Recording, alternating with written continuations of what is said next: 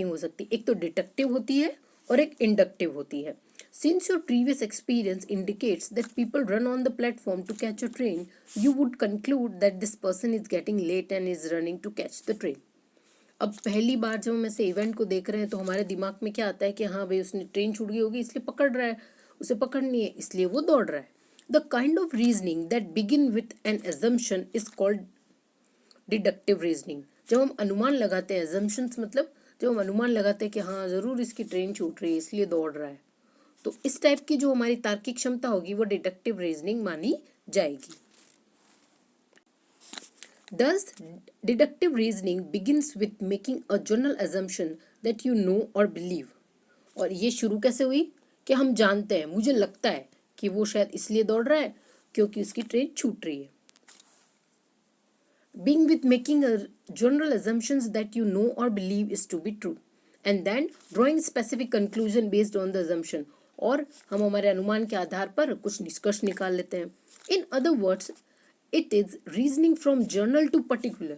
Your general assumption is that people run on the railway platform only when they are getting late for the train. एक हमारा journal assumption, एक अनुमान क्या होता है, हमने कैसे अंदाज़ा लगा दिया कि वो व्यक्ति बिना उसके बारे में जाने, बिना उसकी प्रॉब्लम समझे, बिना उसे पहचाने, हमने अंदाज़ा लगाया कि वो व्यक्ति ट्रेन पकड़ने के लिए दौड़ रहा है. तो हमारी जर्नल अनुमान ये कहता है कि ज़्यादातर लोग अगर आपको प्लेटफॉर्म पे भागते हुए नजर आए तो ज़रूर उनकी ट्रेन ही छूट रही होगी. ये हमारा जनरल एजम्पशन है. और जब अपन को कहा कि आप बताओ आपके हिसाब से ये व्यक्ति क्यों दौड़ रहा होगा, तो हमने उस जनरल एजम्पशन को पर्टिकुलर एजम्पशन में चेंज करके कंक्लूजन निकाल लिया कि ये व्यक्ति इसीलिए ट्रेन के पीछे दौड़ रहा है क्योंकि उसकी ट्रेन छूट रही है. It is reasoning from general to particular, so we called it deductive reasoning. Your general assumption is that the people run on the railway platform when they are getting late or for the train. The man is running on the platform. Therefore, he is getting late for the train. One mistake that you are making is that you assume but do not always know the basic statement or assumption is true.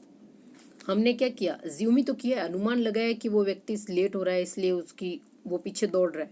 क्या ये बात सच है? We can only assume, ये statement true यानी सच नहीं हो सकता. Is that people also run on the platform for other reasons. क्यों?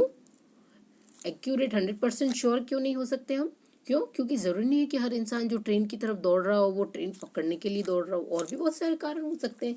इसलिए हम डिडक्टिव रीजनिंग के को कंक्लूजन नहीं मान सकते. Then your conclusion would be invalid और रॉन्ग, है ना, क्योंकि ऐसा क्या हो सकता है, ये इनवैलिड या रॉन्ग हो